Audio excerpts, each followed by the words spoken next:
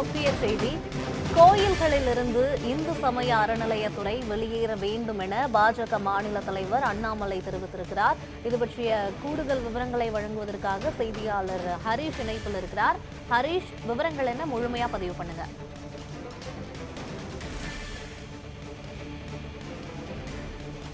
கோயிலில் கூட்ட நெரிசலில் மூச்சு திணறி காரைக்குடியை சேர்ந்த ஒரு பக்தர் ஒருவர் உயிரிழந்த நிலை என்று ராமேஸ்வரம் கோயிலிலும் வட மாநிலத்தை சேர்ந்த பக்தர் ஒருவர் உயிரிழந்திருக்கிறார்.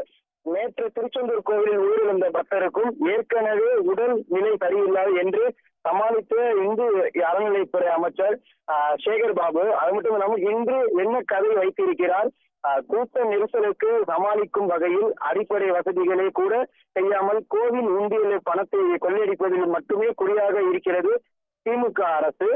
மேலும் பக்தர்களுக்கும் அதிகம் வரும் கோயில்களிலும் நிரந்தர ஆம்புலன்ஸ் வசதி ஏற்படுத்த வேண்டும் என்பது பல நாள் கோரிக்கையாக இருக்கிறது.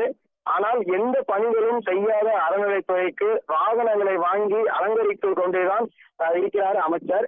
குறிப்பாக திருச்செந்தூர் கோவிலில் பக்தர்கள் குடிநீர் வசதி, கழிப்பறை வசதி கூட ஏற்படுத்தக்கூடாமல் வெளியே செல்லும் அனுமதிக்காமல் அடைத்து வைத்து விட்டு, அதாவது திருப்பதி கோவிலிலும் 24 மணி நேரமா நிற்பார் என்று திமுறாக பேசிய அமைச்சர் சேகர் பாபு தான் இந்த 2 பக்தர்களுக்கும் உயிரிழப்புக்கும் பொறுப்பேற்க வேண்டும். தமிழகம் ஆலயங்களில் வீட்டு உடனடியாக அறநிலையத்துறையை வெளியேற வேண்டும். இவ்வாறு பாஜக மாநில தலைவர் அண்ணாமலை தனது எக்ஸ் பக்கத்தில் பதிவிட்டிருக்கார். விவரங்களுக்கு நன்றி ஹரீஷ்.